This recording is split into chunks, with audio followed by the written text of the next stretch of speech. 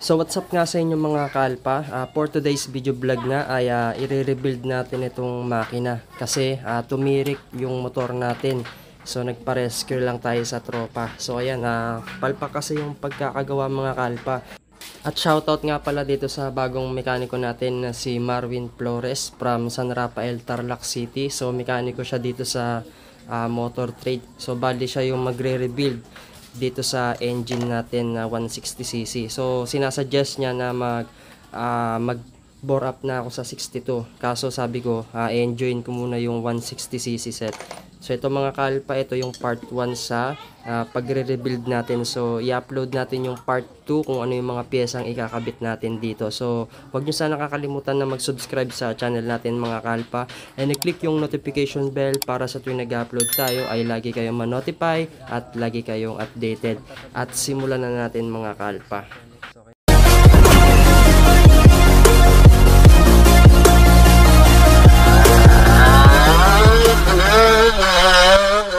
Lang na.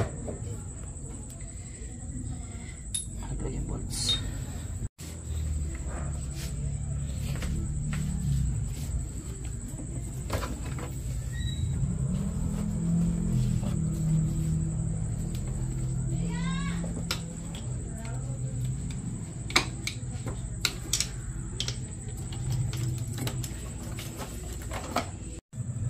Contaminated lang si pagkagan.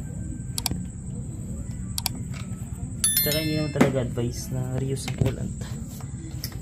Huwag magtitipid na. Hindi naman sa nagtitipid pero kasi pag yan na-touch na sa surface baka mamaya magkaano siya. Damage, lalo na chrome buro papalit natin eh.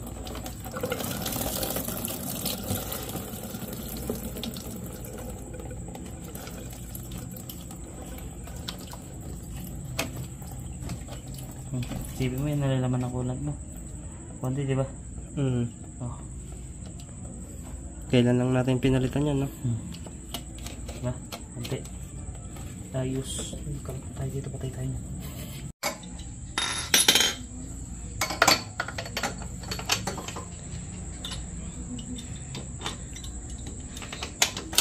Yung iba tol, nagko-comment. Click 125 daw yan, tapos ginawa kong 160, pinakargahan ko daw. Bakit di na lang daw ako mag-click 160? Eh, kanya-kanya ng trip yan. Ayan nga sabi ko eh. Tsaka kung ano yung hilig mo, no? Kung 125 talaga eh. Tsaka yung mga nagsasabi na, yun yung mga wala pambiling motor. Eh sa akin nga, 192cc, o ba't di na lang kung 200cc? Eh di yung mga nagkakarga din, no? Diba, ng mga ibang motor, yung mga NMAX, diba? Kanya-kanyang hilig yan, kanya-kanyang passion yan. So kung ikaw pang stock is good ka lang, doon ka na lang, huwag ka naman ba? Ano na yung kasing sinabi mo nun, yung click 125 na enthusiast, no? Yung isa yung tropa naka 4 valves, click 150 sa kanya pero ginawang 193cc 4 valve. Hindi na lang siya mag-journal, no? Oo. Tignan mo yung mga, bakit kadaming tuner, karaming gumagawa ng motor, bakit? Ano ba purpose nila, diba? Kaya nga may mga mekaniko dyan. Para sa mga di makontento, di ba? Sa mga mahihilig talaga, hilig lang talaga na small displacement lang pero gusto malakas. Tayo nakipit. Mag-iingay niyan naman tayo niyan dito tol. Bastahan tayo. Kasi gagamitin ko yung impact gun ko ulit. Ay, naglag. Dahan-dahan ka lang. Kinuha mo ba yung installment kay Molina to? Hindi, cash ko yan. Kinash mo sa kanya? Ito yung mga dito magpatayo. Tabi mo, mamagasagas tol.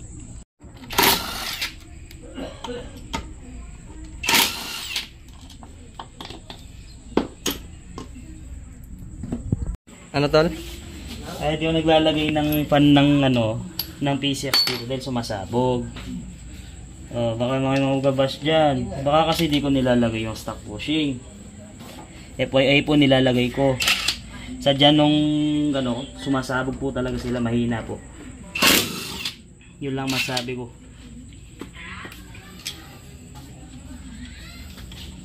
Parang pang-hype lang na para sumipol-sipol na. Tsaka, ganda sana yun tol. Malaki tulong nun. Kasi Lalo na malaki? sa cooling, oo. Kaso ang problema nga, mahina. Siguro kung may makita tayong genuine, pwede. Pero yung mga OEM, Yung mga CKD, yun na sa bibili sa Indonesia, mahina yun. Ang beses na ako nasabugan na ako nun. pero di ba may tatabasan doon para di masubugan? Hindi naman. Yung sinasabi, wala tatabasan doon. Yung stock bushing nito, yung kasi sa CKD pan, maikli. Ngayon, gagawin mo, tatanggalin mo to sa stock mo, kukunin mo. Ito na ilalagay mo sa CKD pan. Ipopost ko pagiging, nakapost naman yun sa Click Cargado group. Yung fan ko nasabog. Ganito yung JBT ko dati. Ganyan na ganyan yung tunog. Kaya nga bigla akong namiss yung JBT ko. 59 years ako nun. Kabubuo ng chrome bore, inakyat ko ng Baguio. Siguro hindi ba tinanggal dito to? Tinanggal yan. Ano saan matatanggal na to dito?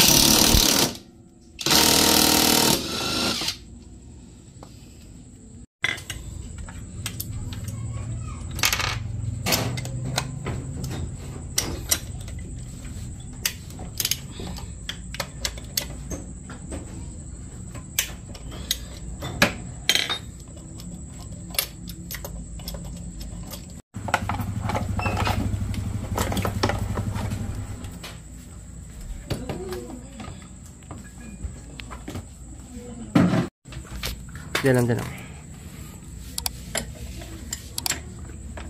Dito. Ayun na, gabi na.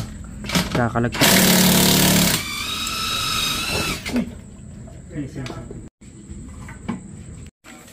Six na ito. 16, oh. Pakiramdam. Tsaka mo ginagawa sa akin.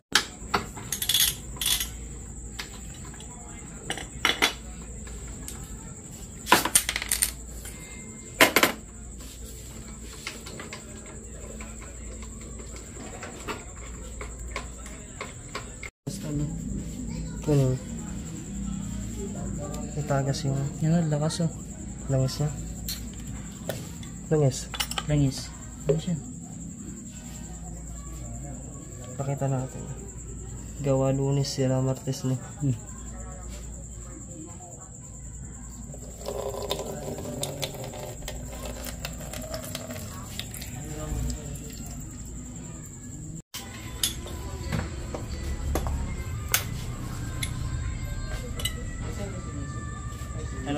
Yun dyan.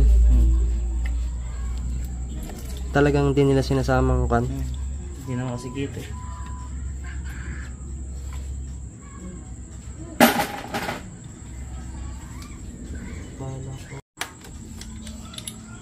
Tapos dyan yung papalitan natin eh. Yung susunod na yan, no? Ito. Delete. Para isang host na lang nagaroon. Di bali sa susunod yun.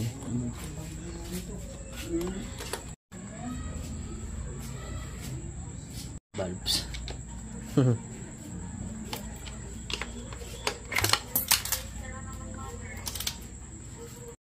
Hindi ka Stuck head. pwede. Hindi talaga pwede, no? Pero sabi mo maganda ngayon yung head ng ataka, no? In-improve nila. Kaya nga bilib nga ako eh. In-improve na nila yung portings. Kasi nung punan yan talaga. Malulot yung butas nun. Unang bilib.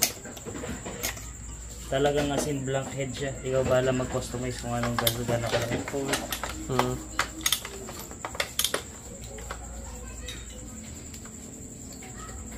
Yung mga stud, pwedeng mabalit.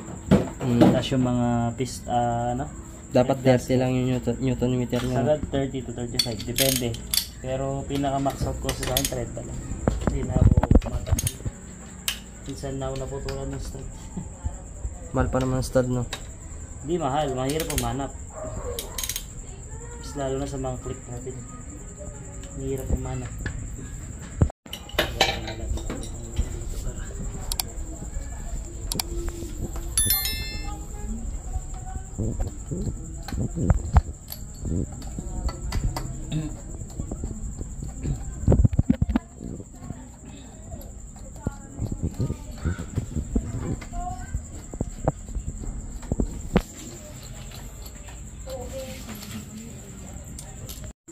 Ayan po, nakakalag na lahat oh. Tapos bukas itutuloy ito. Gastos malala eh. Ay, putang na dulas. Biri mo, wala pang 1 buwan eh.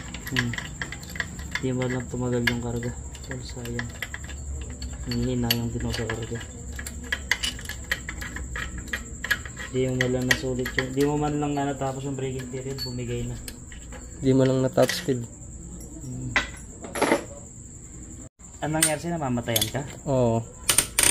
Tapos pag namatayan, na-start mo naman. Oo.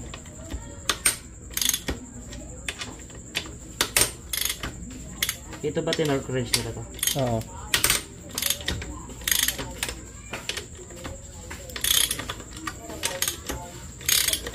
Hindi ko lang alam kung ilan yung Newton meter na.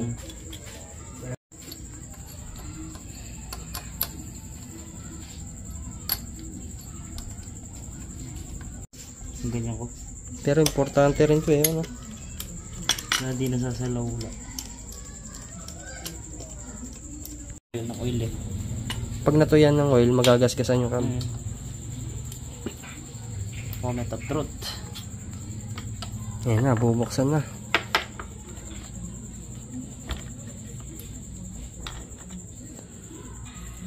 Ang mali dito kasi di sinukatan ng compression. Oh, yun din yung sinasabi ng iba. Basta Kasi kung meron naman, isasama ko naman sa vlog yun eh. Tinatanong ko siya, di niya naman daw alam. Hindi niya daw alam yung Compression. hindi siya builder pag ganun tol. Plug and play site siya. Yung kasi mga sinusundan na tolerance.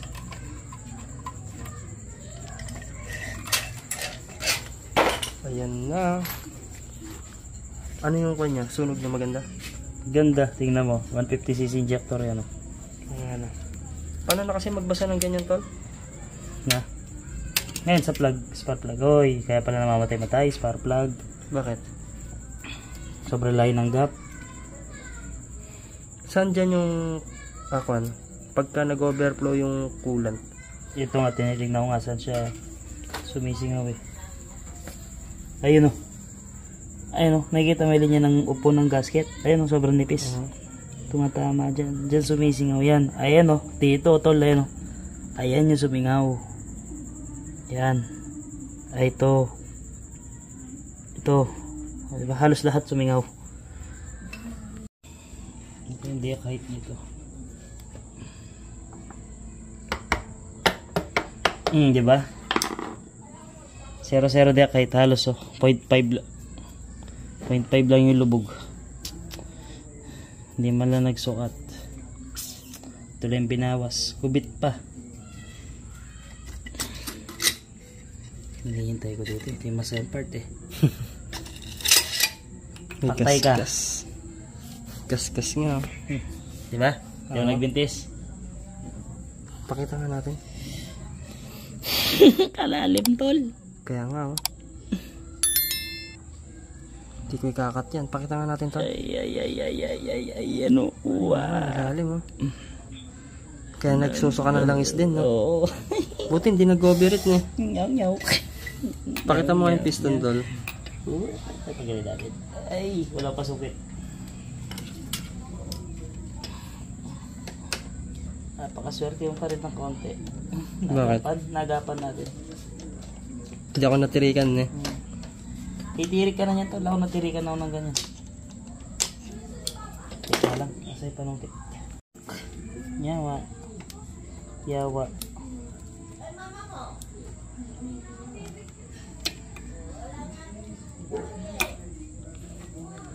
Tol, ano pala masasabi mo dun sa mga baser ay parang ikaw pa yung ang tawag dito, yung pinagkakasalanan nila.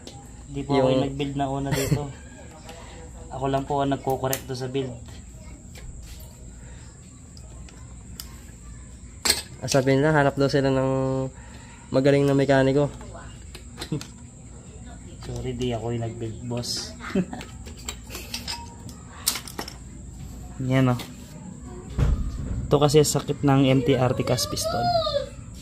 Namamaga to. Namamaga.